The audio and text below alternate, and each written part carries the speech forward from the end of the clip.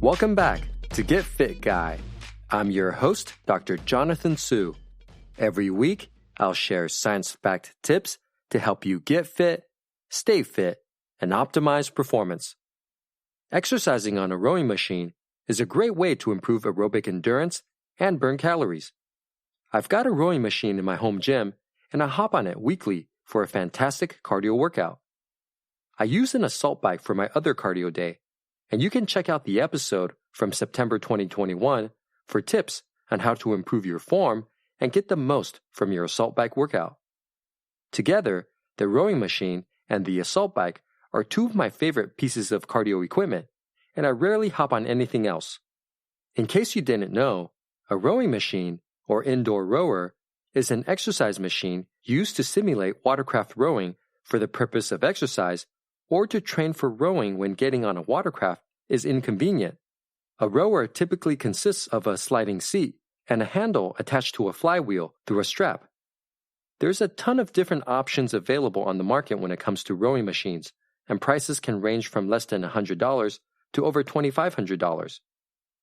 There's a plethora of information available about the pros of exercising on a rowing machine. However, there seems to be a lot less good information out there about the cons of exercising on a rowing machine. Knowing the pros of using a rower is important, but in my opinion, understanding the cons is even more important because it'll help you avoid injuries. Nothing will derail your fitness goals faster than a painful injury that can put you out of commission for a period of weeks to months.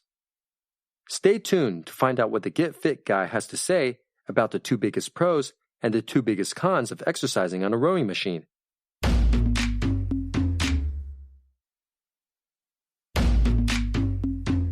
Pros of exercising on a rowing machine.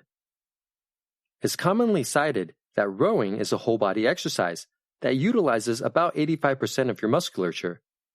Your front of thigh muscles provide the power for the initial drive, while your glutes and lower back muscles provide the power for the subsequent trunk swing. Your upper back and arm muscles provide the power for the arm pull that makes up the final portion of the rowing motion. What's not as commonly cited is how most of the muscles just mentioned are classified as extensor muscles. Extensors are muscles that help you straighten or extend your trunk and limbs so your body can remain upright against the unrelenting force of gravity. So you can see why I believe the biggest benefit of exercising on a rowing machine is how it targets all your important extensor muscles. Your front of thigh and glute muscles are responsible for straightening your knees and hips, respectively. Your lower back and upper back muscles are responsible for straightening your torso. Poor posture and aches and pains are the result when extensor muscle strength is lacking, and it's more common than most people realize. For example, a lot of us overemphasize the muscles on the front of the body when we exercise, such as the chest and abdominal muscles, which can result in relatively weak extensor muscles. Too much time hunched forward at a desk or with smartphones in our hands can make the muscles on the front of our torso short and tight, while making the extensors on the back of our torso long and weak. Exercising on a rowing machine can help prevent these issues by working the extensor muscles of your legs and torso. There's no better exercise to target these muscles all at once than rowing. Another big benefit of exercising on a rowing machine is how it can be high intensity without being high impact. Did you know that your knee is subject to compressive forces up to 10 times your body weight with every step while jogging? Considering it takes an average of 1,500 steps to run a mile, it's no wonder that knee pain is one of the most common conditions in runners. Rowing is a great way to develop aerobic endurance and burn calories without the high impact of running. Cons of exercising on a rowing machine.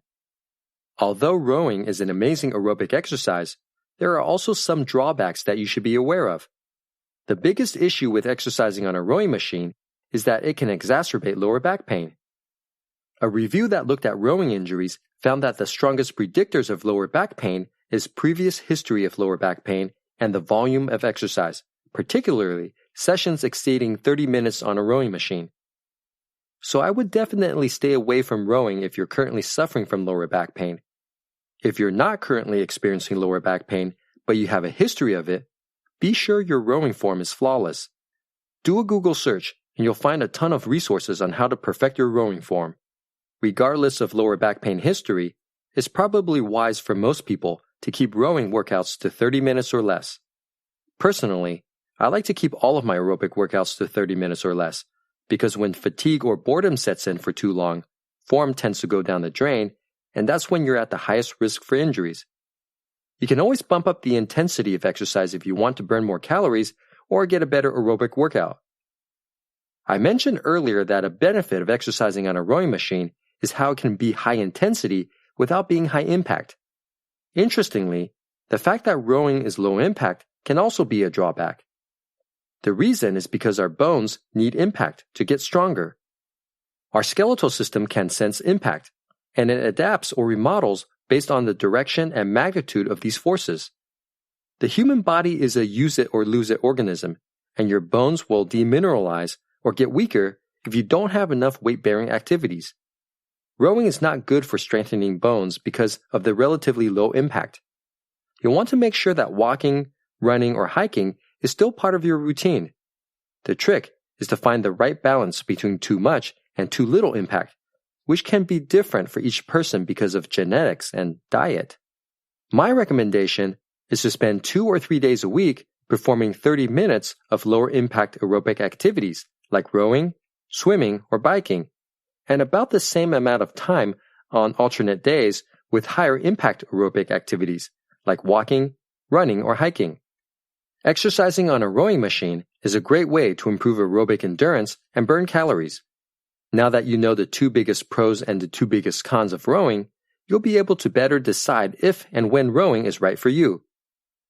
If you have a question you want me to answer on the show, email me at getfitguy@quickanddirtytips.com or leave me a voicemail at 510-353-3104.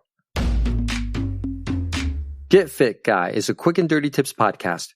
It's audio engineered by Nathan Sims, with script editing by Adam Cecil. Our podcast and advertising operations specialist is Morgan Christensen. Our digital operations specialist is Holly Hutchings. Our marketing and publicity assistant is Davina Tomlin, and our intern is Brendan Pika. Follow Get Fit Guy on Apple Podcasts, Spotify, or wherever you listen to podcasts. If you have a question you'd like me to answer, you can email me at getfitguy@quickanddirtytips.com. You can also leave me a message at 510-353-3104. Be sure to tell me if it's okay to use your voice on the show. That's all for this episode. Thanks for listening.